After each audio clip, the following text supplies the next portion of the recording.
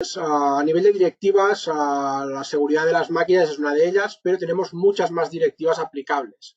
¿Vale? Aquí podéis ver un listado de todas las directivas aplicables dentro de la Comunidad Económica Europea. ¿Vale? Pues podéis ver compatibilidad electromagnética, tenemos directivas de equipos a presión, tenemos directivas que nos hablan de sanitarios, que nos hablan de explosivos, de ascensores, ¿vale? Con esta pequeña charla que os vamos a dar hoy, vamos a hablar un poquito de la directiva en seguridad en máquinas, ¿vale? La 2642-CE. Esta directiva, si nos vamos al siguiente slide, veréis que es la base, ¿vale? Para... Albert, ¿puedes pasar, por favor? Esta directiva podéis ver que es la base o el engranaje principal de toda una serie de normas que van detrás de ella, ¿vale?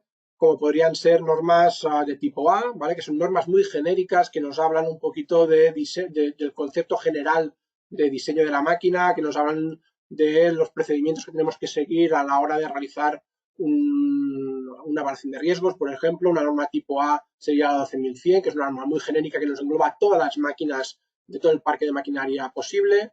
Luego tenemos normas tipo B y tipo C. ¿Vale? Las normas tipo B son normas más enfocadas ya a una especialidad, a un tipo de máquina, ¿vale? Pues siguen siendo genéricas, ¿vale? Como podría ser la 13849.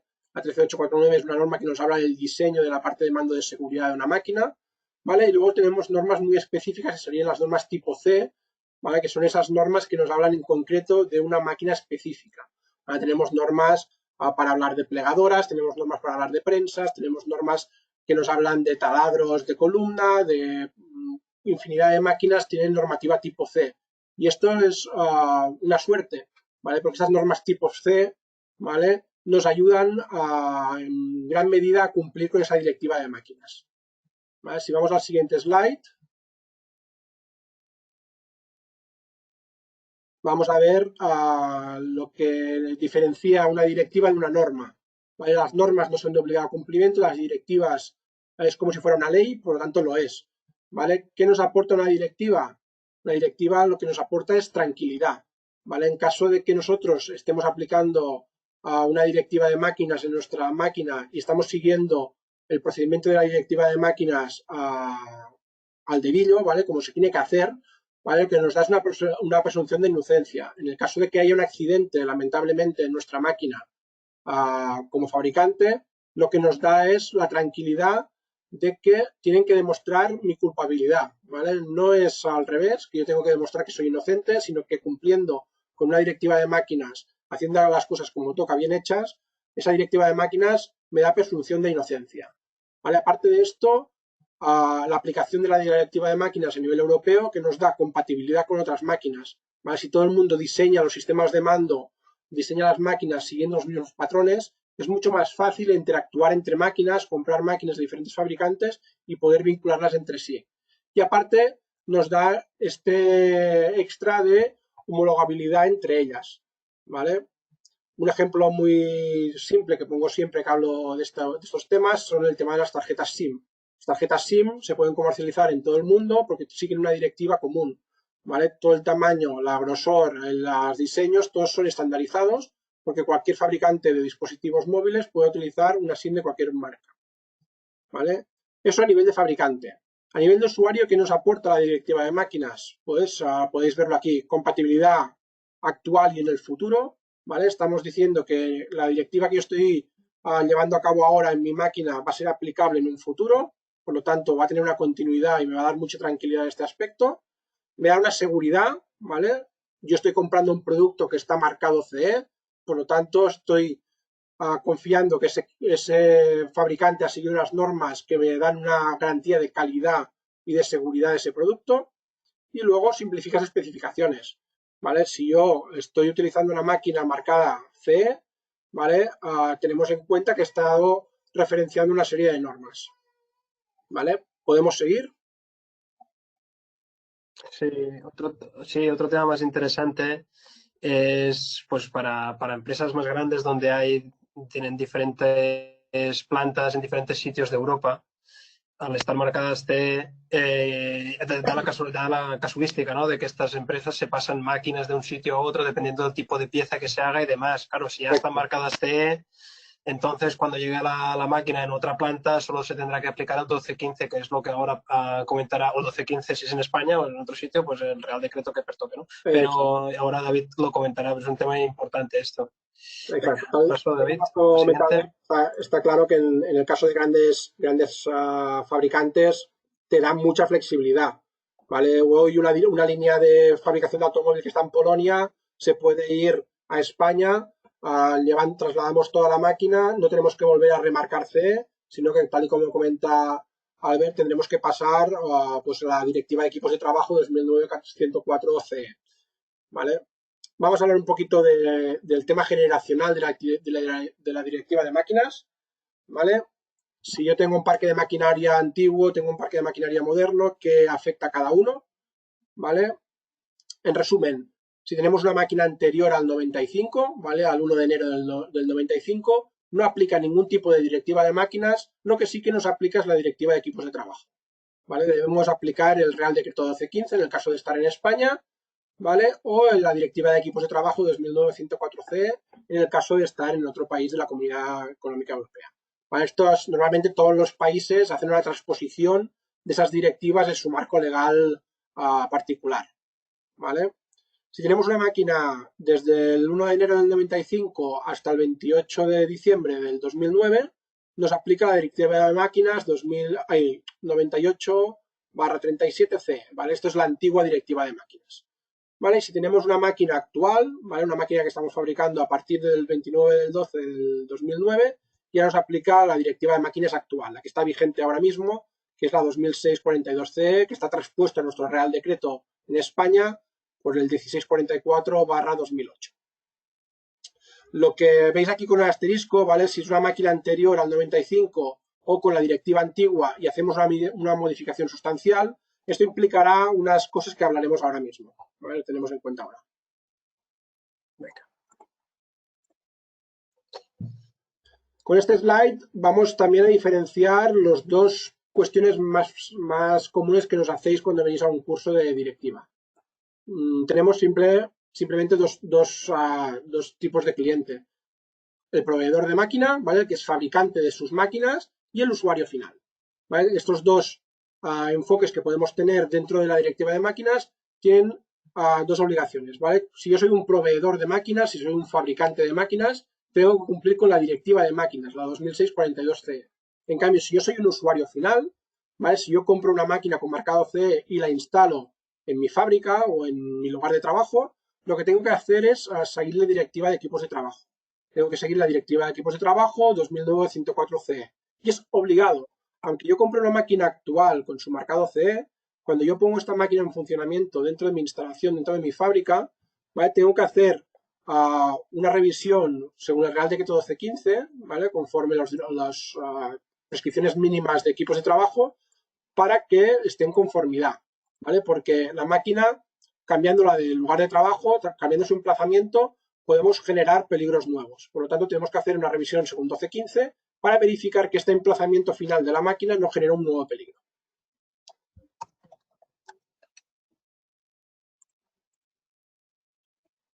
¿Vale? Vamos a hablar un poquito del ámbito de aplicación de la directiva de máquinas. ¿A quién afecta la directiva de máquinas? Ya lo hemos hablado. Máquinas que se fabriquen dentro de la Unión Europea, evidentemente, ¿vale? Pero yo si soy un fabricante de máquinas chino, un fabricante de máquinas de Estados Unidos, de Canadá, y estoy importando máquinas a Europa para su comercialización, también voy a tener que aplicar el marcado CE en estas máquinas, ¿vale? Es muy importante tener en cuenta esto, ¿vale? Máquinas que se pongan en servicio por primera vez, ¿vale? Soy importador, importo una máquina desde China, pues tendremos que hacer el marcado CE. ¿Vale? Máquinas que se han modificado de forma sustancial. Luego tenemos un slide que vamos a hablar de qué es una modificación sustancial, ¿vale? O máquinas que se han modificado o alterado más allá de sus orígenes, ¿vale? Otro punto muy importante, yo soy un taller, un fabricante de maquinaria pequeñito y me hago una máquina para uso propio que no voy a comercializar. Esta máquina también se debe marcar CE, ¿vale? Aunque sea una máquina para uso propio o para hacer unos ensayos a larga temporada, o son unos ensayos de duración, o una máquina que vaya cambiando su producción en función de X circunstancias, esa máquina tiene que marcarse CE. ¿vale? Sí, ahora nos preguntaban, David, el tema que vamos a abordar ahora de modificaciones sustanciales, ¿no? El hecho de, pues, llega una máquina a nivel de producción y cambian, por ejemplo, el tipo de pieza y demás, y por mantenimiento se debe de cambiar, ¿no? Y nos preguntan, claro, si eso se debe de volver a certificar o no, y el por qué. Vale. En un principio, si es una máquina que puede hacer diferentes tipos de piezas, yo cambiando el útil de esta máquina hago un tipo de trabajo uno u otro, esto tiene que estar todo reflejado en el manual de operaciones de la máquina y en el expediente técnico. Por lo tanto, yo tengo que hacer la evaluación de riesgos, que hablaremos luego de la 12100, en base a los diferentes tipos de producto que pueda fabricar esta máquina. Por lo tanto, tengo que tener en cuenta todos los riesgos que puedo tener en función del producto final que vaya a producir. Pero puedo hacer un marcado C total de la máquina, aunque esta máquina haga 2 o 3 productos diferentes. Aquí no hay ningún tipo de problema. Esto no se consideraría una modificación sustancial. Perfecto, David. Vamos a seguir con este tema. ¿Vale? ¿A quién afecta? ¿A quién afecta? ¿Vale? Pues al final el ámbito de aplicación, ¿vale? Todas las máquinas tienen que cumplir con los requisitos esenciales de seguridad y salud dentro de la directiva de máquinas, por lo tanto, nos afecta a OEMs, importadores, ¿vale? Es muy importante tener en cuenta que si yo soy un importador, aunque no sea un fabricante, yo importo máquinas del extranjero, me convierto en fabricante, por lo tanto, yo soy el responsable, ¿vale? A nivel legislativo y a nivel penal, si pasa algo con esta máquina, ¿vale? Y máquinas de uso propio, lo que estábamos comentando anteriormente. Sí, creo que es importante remarcar el tema de construir fabricantes para uso propio, porque no, suele pasar pues que en fábricas grandes donde sí toda la maquinaria está certificada y todo está según normativa, hay máquinas de uso propio, a lo mejor, por ejemplo, para I+D o para control de calidad, que nos hacemos las máquinas directamente. Y en esas, pues hay que remarcarlo, ¿no? Que es bajo directiva de máquinas que el responsable de la máquina es quien la ha fabricado, ¿no? En este caso, en uso propio. Creo que es algo que es más desconocido y es importante remarcar. Uh -huh. Bien.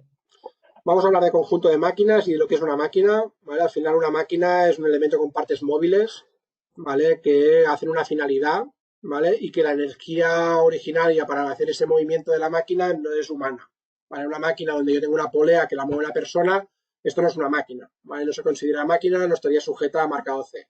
Todo lo que sea una energía aparte de la energía humana o animal, ¿vale? Se consideraría máquina. Aquí podéis ver un ejemplo de que sería una máquina simple, una máquina sola o un conjunto de máquinas.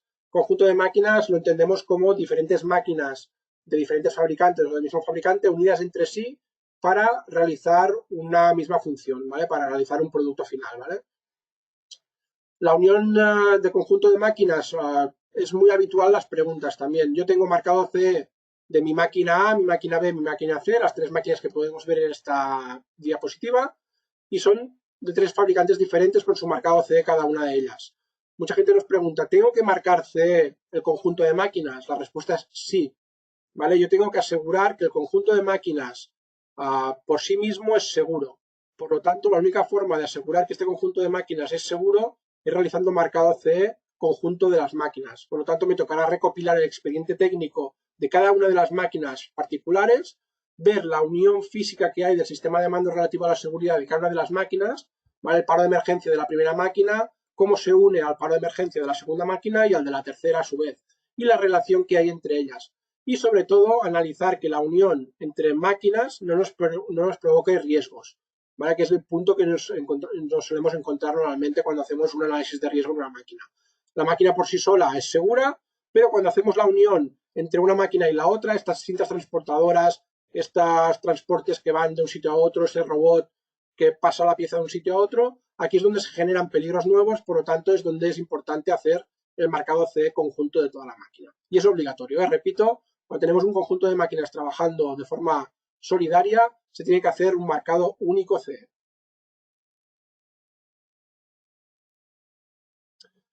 Vamos a recuperar el tema de modificaciones sustanciales. Aquí podéis ver un pequeño slide donde se resumen 3 puntos, 3 casuísticas. ¿Vale? Al final tenemos que tener en cuenta que una modificación sustancial es toda modificación que hagamos en una máquina donde se generen peligros nuevos o se aumente el riesgo.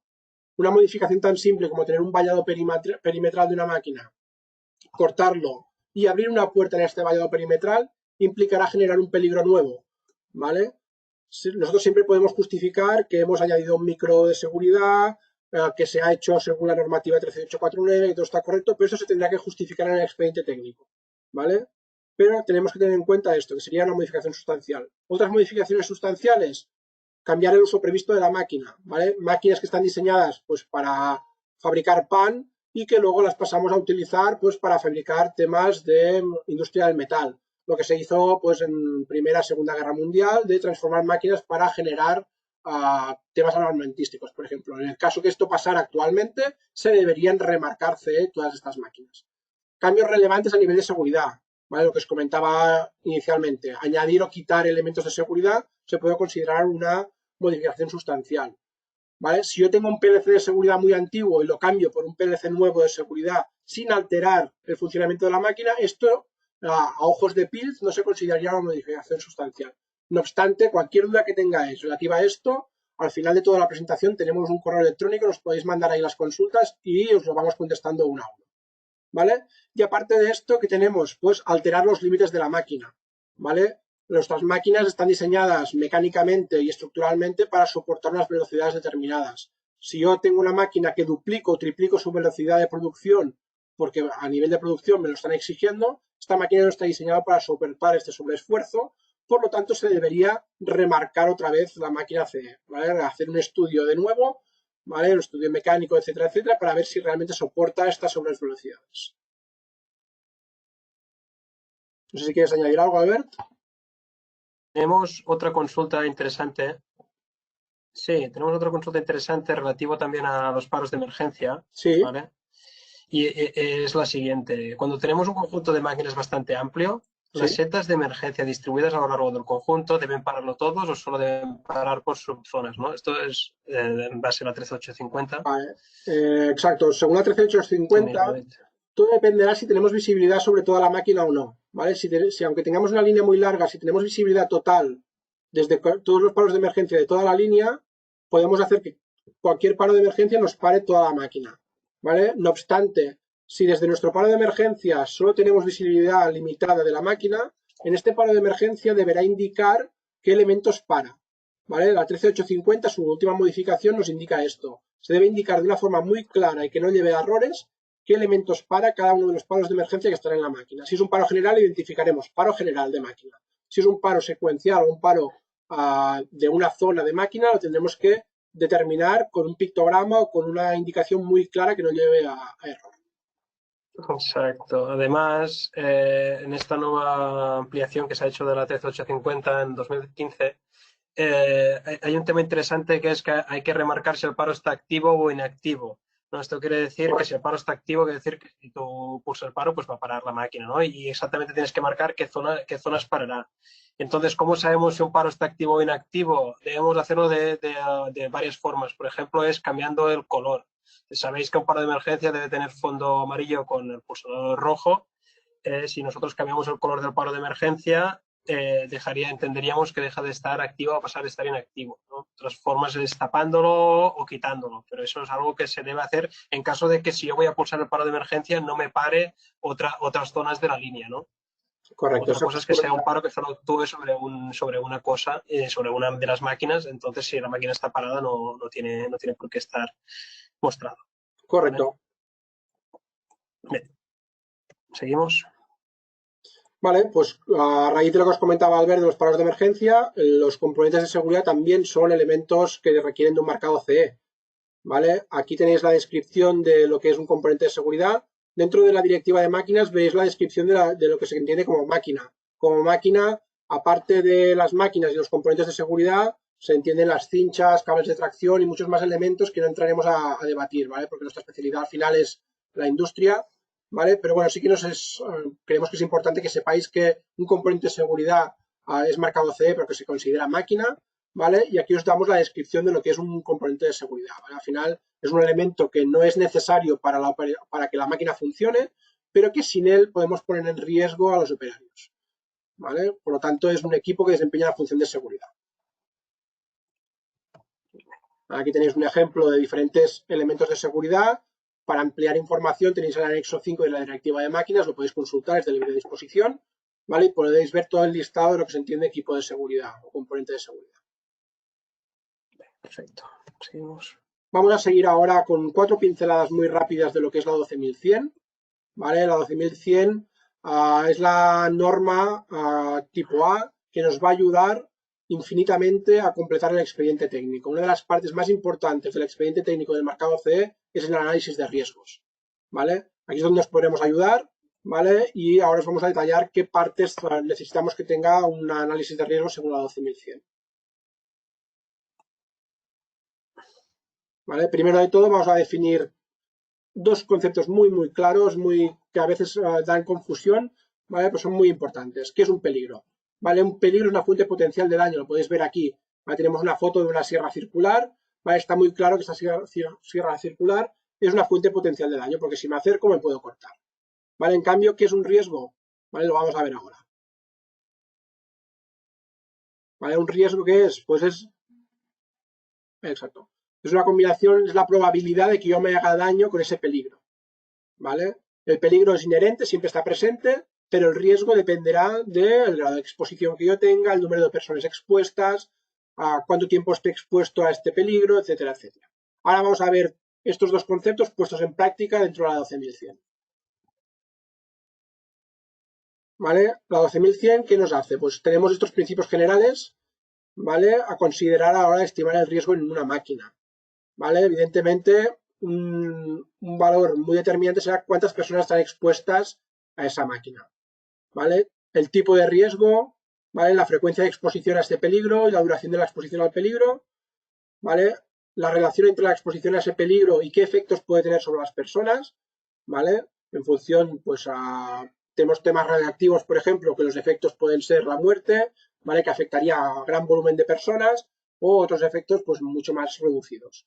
Factores humanos, ¿vale? Medidas de protección que se han tomado a la hora de proteger esos peligros, ¿vale? Posibilidad de anular o borrar las medidas de protección. Es muy importante seguir las normas para evitar el puenteo o el burlado de las protecciones, ¿vale? Capacidad de mantener las medidas de protección, información sobre el uso, ¿vale? Es muy importante, sobre todo, dentro del expediente técnico del marcado CE, definir muy bien el manual de usuario, ¿vale? Todo esto viene detallado en la directiva de máquinas. Hay un apartado muy extenso donde se nos habla en los anexos de qué tiene que incluir el expediente técnico y el manual de usuario de la máquina.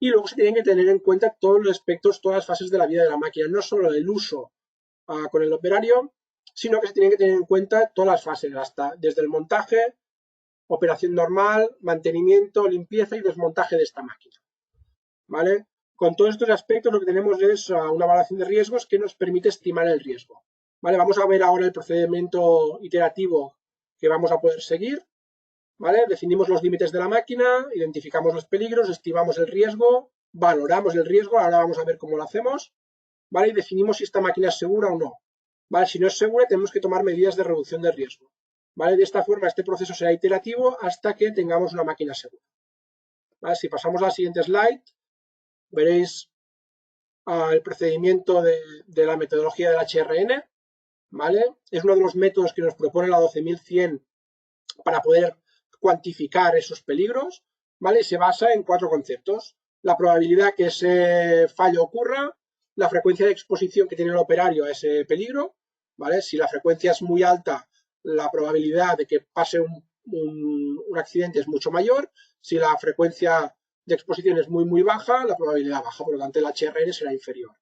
Máxima pérdida probable posible. ¿Qué me puede hacer? Me puede hacer un golpe, una laceración, una amputación, puede perder la vida, ¿vale? En función del daño tendremos un valor también determinado y el número de personas que están expuestas a este peligro, ¿vale? En la 12100 hay una tabla, ¿vale? Donde se indican los valores que tenemos que aplicar en cada uno de estos 4 puntos para multiplicarlos y tener el valor HRN. Este valor HRN nos va a dar una lista de prioridades, ¿vale? De más peligroso a menos peligroso para que podamos afrontar las medidas correctivas necesarias para aplicar a nuestra máquina y llevarla a un estado de seguridad. Vale, a modo de resumen, ahora podéis ver las diferentes fases en la siguiente slide. ¿Vale? Es un pequeño resumen de lo que nos estaba hablando: análisis de riesgo, determinar los límites de la máquina, identificar los peligros, riesgo, estimación y evaluación de los riesgos, el diseño del sistema de mando relativo a la seguridad, que es lo que significa el SRP/CS, ¿vale? Que se confirma, pues se compone de estos puntos, ¿vale? Reducción del riesgo mediante diseño intrínseco, primero de todo.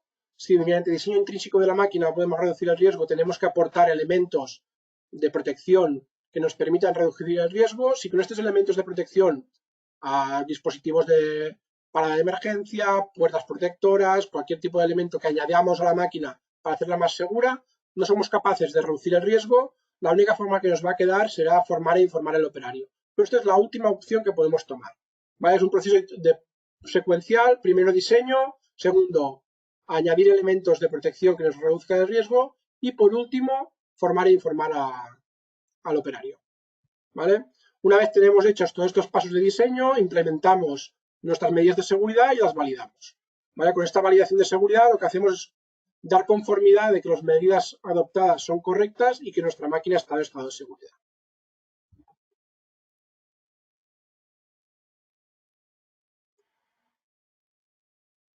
Vale, ya para terminar, tenemos aquí un pequeño slide que nos muestra un poquito el estado del arte de la seguridad, por suerte. Jan os va a hacer un pequeño resumen de lo que hemos estado hablando. Bienvenido, Jan, de nuevo. Sí, bueno, y muchas gracias, David. Es un tema, obviamente no es para abordarlo en 30 minutos. Os animo a preguntarnos. Ahora os enseñaremos un correo electrónico donde podéis poner vuestras preguntas, dudas, recomendaciones que tengáis. Bueno, y un poco, este es el universo seguridad que configuramos en PILF, ¿no? Desde la parte de servicios, de formación, sobre todo esto, pues tenemos cursos que obviamente duran mucho más de media hora y donde profundizamos en estos puntos al detalle. O sea, si estáis interesados en este tipo de cursos de formación, algunos incluso los tenemos certificados, nos contactáis y bueno, seguramente podáis aprender tanto de lo que estamos trabajando aquí, ¿no? Y luego, pues, un poco el resumen es que lo que os comentaba al principio, ¿no? Que la seguridad va hacia un nivel más parecido a la automatización, ¿no? Con equipos optoelectrónicos cada vez con más señales, buses de campo, IO-Link Safe. Estamos tratando sistemas pues, más complejos y eso significa que cada vez saber más de seguridad ayuda a poder seleccionar cuál de estas tecnologías nuevas que están saliendo se adaptan mejor a nuestra máquina, a nuestra solución, a nuestra producción. Ya no se trata solamente de poner paros y poner interruptores de puerta, sino que cada vez se configura como todo un universo no más complejo, porque no es complejo si lo comparamos con otras tecnologías, pero sí que saber de seguridad ayuda a configurarlo de una forma mucho más eficiente también a nivel económico. ¿Vale? Os animamos en este sentido a contar con nosotros, que tenemos un equipo de soporte que somos David Albert, que os podemos ayudar a realizar estas configuraciones y a seleccionar el mejor producto para cualquier necesidad de seguridad. Vamos cerrando el webinar. Muchas gracias por atender. Ahí tenéis, en la última diapositiva, tenéis el correo info@pilf.es, donde podéis escribirnos cualquier duda o sugerencia que tengáis. Nuestra página web, que no se ve afectada por el virus, sigue funcionando y nosotros estamos aquí en casa cuidando los niños y esperando que toda esta tormenta pase de una vez y no deje de ser un mal sueño, ¿no? Una pesadilla pasajera. Muchas gracias y hasta pronto. Muy bien. Chao. Muy bien. Hasta luego. Buenas tardes. Muchas gracias. Chao. Chao, chao.